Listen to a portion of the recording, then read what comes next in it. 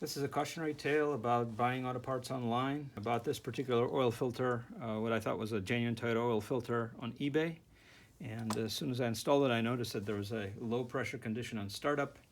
This particular filter sits horizontally, so since that was the only thing I changed on the engine, I figured it must be a defective anti-drain back valve. And before I start taking these filters apart, this is a genuine Toyota filter. This is the counterfeit filter. What I want to do is hopefully provide a little bit of help to folks that maybe didn't do their homework up front and didn't buy from a reputable supplier or at the dealer. If you choose to use genuine Toyota, by the way, Toyota doesn't make oil filters. Denso makes it for them. It says so on the filter itself. So the first thing I noticed when I was installing this filter, and as you can see, this is another genuine Toyota filter. This is how they come out of the box. There's a wrapper on the front of the filter, and I don't know if you can discern this, but there's grease on the O-ring. So Toyota pre-greases, puts lubricant on the O-ring from the factory. And most filter manufacturers do not do that. So when this filter came out of the box, there was a seal, but there's no grease. So I kind of figured, well, maybe Toyota is kind of changing the way it's making things and leaving it up to the user to oil the O-ring here, and that was fine. So I installed it, but that was my first mistake. I should have gotten suspicious at that point.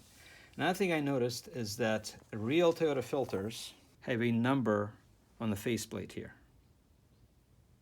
And the numbers are different depending on, the filter model, but there's always a number stamped there.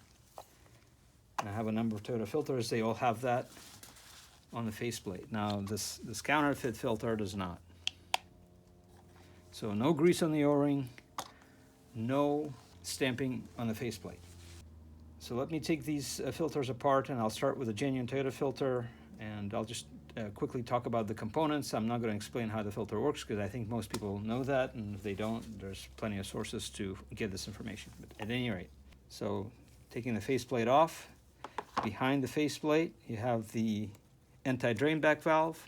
This thing is made very nicely. I don't know what material this is. Could be nitrile, could be silicone. Hard to say. You could probably do a burn test to check, but I'm not going to worry about that right now. It's nice and flexible. There is a nice thickened shoulder here to accommodate the nose or the front part of the standpipe. There's a metal standpipe inside the filter, and so the standpipe kind of seals against the valve and pushes the anti-drain back valve against the front portion of the filter. The filter itself, as I said, it has a metal standpipe with openings. This filter does not have any end caps. So you might ask, what prevents the oil from just going through the pleats and entering the filter without actually getting filtered? Well, if you take a feeler gauge and try to insert it into the pleats, the feeler gauge does not go through, and you can feel that there's glue there in those areas. And so you can confirm all this by actually cutting the filter, and I cut another one for you.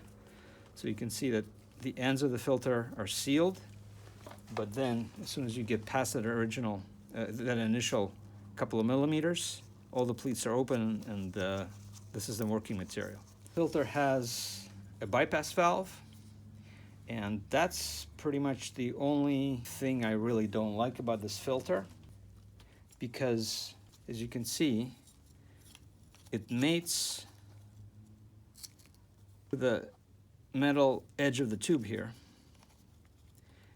And so you basically have a metal shoulder here mating against this thin edge. So metal on metal seal is never really good. When imagine using an oil drain plug without a washer. So that's pretty much what I'm seeing here. It's a nicely made filter in the sense that it's an open design, really high flow design, because as the oil comes through the openings and goes past the anti-drain back valve, it doesn't encounter an end cap here that has to go around. It can just go straight through the pleats and get filtered. So my bet would be that this filter flows really, really well. The problem is I don't know how well it filters because of the design of the bypass valve, and I think upon testing you would find that the filtering efficiency is not that great, and I think a big part of it is that oil actually gets by this junction here. So let's take a look at the counterfeit filter. So the very first thing we notice, actually I think it might be a good idea to just compare them. So there's the anti-drain back valve, which was the culprit here, and you can see why. You can see the deformity in this area, and the reason this was a problem is because the nose of this end cap, which is sharp, literally just punched through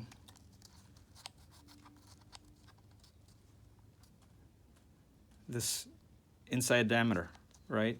Because they're essentially the same size. There's really no shoulder for this thing to sit on. It wasn't reinforced, so the anti-drain back valve was malfunctioning. And as a matter of fact, when I pull filters out, I usually punch them. I put a couple of holes in here so that they can drain out, and nothing came out of this filter.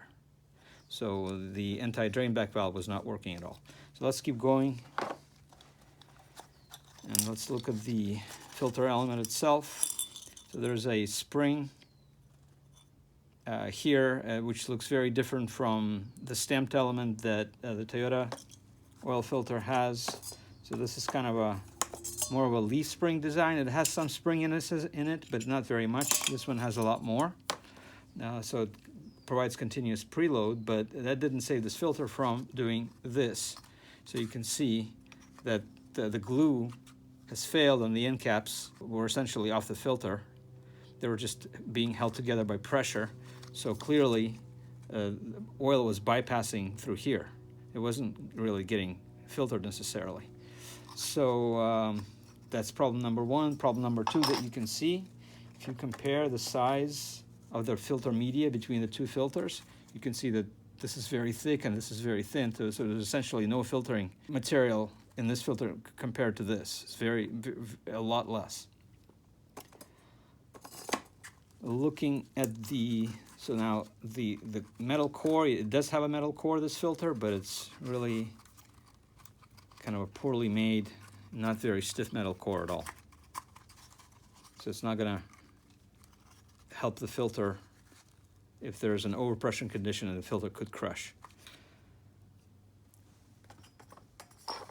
Now if you examine the bypass valve, you can see how it's made. So clearly a lot of care went into manufacturing this piece. The valve itself seems to be a decent design in the sense that this is plastic on metal, which provides a better seal. Some of these things that you see are metal on metal, but you know, with everything else, with the end caps being loose, this thing just wasn't working at all. So bottom line is, please stay away from unknown filters. If you don't know, if you can't verify that they're made by the manufacturer, you can take a look at some of the things that I mentioned, like the stamping on the front or the grease on the O-ring to make sure that this is Toyota. That'll help you. Another thing that'll help is if you look down into the filter and you look at the bypass valve. This is what the Toyota bypass valve looks like, and this counterfeit one looked like that, so very different design. Toyota does not use these designs in its filters. Just to kind of complete the loop here, I had two more of these filters and I did open them up. So these are counterfeit filters. Again, no stamping on the front, no grease, and they were all made differently. The only thing that they all had in common is this poorly shaped anti-drain back valve, just a little disc. And then look at this particular one, very strange construction. It has a bypass valve and then another bypass valve. So it's kind of a two-stage bypass valve. I don't know if I like this design at all. These caps seem to be staying on at this point, but you know, who knows what would happen if you actually installed this filter and had hot oil go through it. There's a spring there. The other filter, again, was made differently, but with a better formed end cap, because you can, I don't know if I mentioned that, but the end cap on the filter that I installed actually had a very sharp edge and was very flimsy. So this is a little sturdier design. There is a bypass valve here, but it's metal on metal, so the seal is not that great, and you can see light through there. So this thing is malformed, so it's not really sealing at all. So this filter always will be bypassing. Of course, who knows how well the spring is calibrated. This spring appears to be very, very light, as opposed to a genuine Toyota bypass valve that does have some resistance to it.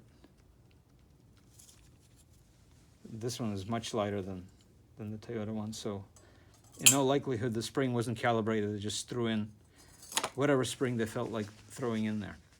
So again, a word of caution, please make sure that when you buy oil filters, they are sourced from the genuine supplier, or you might end up with something like this.